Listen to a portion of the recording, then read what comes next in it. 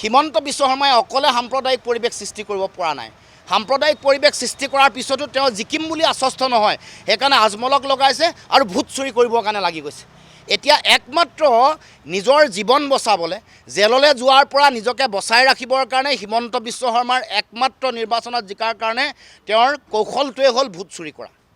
Vote যেনে তেনে vote চুৰি নহয়, নাগৰিকৰ গণতান্ত্ৰিক অধিকাৰ চুৰ কৰিবলৈ হিমন্ত বিশ্ব শৰ্মাই উঠি পৰি লাগিছে। বাহিৰৰ পৰা হাজাৰ হাজাৰ লাখ লাখ বিহাৰ উত্তৰ প্ৰদেশৰ মানুহ আনি নাম ভৰাই দিব আৰু ইয়াত থকা আমাৰ থলুৱা মানুহৰ যিসকলে বিজেপিক ভোট নিদিয়ে তেওঁলোকৰ মানুহ হাজাৰ হাজাৰ নাম কাটি দিব।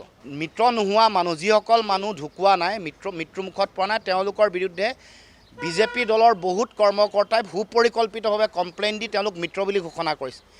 জীয়াই থকা মানুহে আমি মৃত নহয় বুলি আহি আন্দোলন কৰিব লগা হৈছে। বহু মানুহ পাৰ্মানেণ্টলি শিফটেড হোৱা বুলি তেওঁলোকে অভিযোগ দিছে। এই সকলো কথাৰ তেওঁলোকৰ লক্ষ্য তেওঁলোকে জানে। তেওঁলোকৰ সভাপতিগৰাকীয়ে বিজেপিক ভোট নিদিয়া মানুহৰ তালিকা উলিয়াবলৈ কৈছে।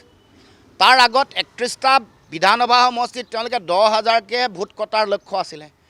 যিদিনাখন তেওঁলোকৰ সভাপতিগৰাকীয়ে লিষ্ট প্ৰস্তুত কৰিব কৈছে, তেতিয়া আৰু 29টা বিধানসভা সমষ্টিত যোগ দি লৈছে। সৰ্বমুঠ 60টা বিধানসভা সমষ্টিত 5,000ৰ পৰা 10,000কে বেছি ভোট কটাৰ তেওঁলোকৰ লক্ষ্য। এই যে গৰু খুঁটিৰ পৰা উচ্ছেদ কৰিলে, এই বেলেগ বেলেগ অঞ্চলৰ পৰা উচ্ছেদ কৰিছে, তেওঁলোকক কিন্তু পাৰ্মানেণ্টলি মাটি দিছে। সেইসকলক বিদেশী বুলি মুখ্যমন্ত্ৰীয়ে কৈছে।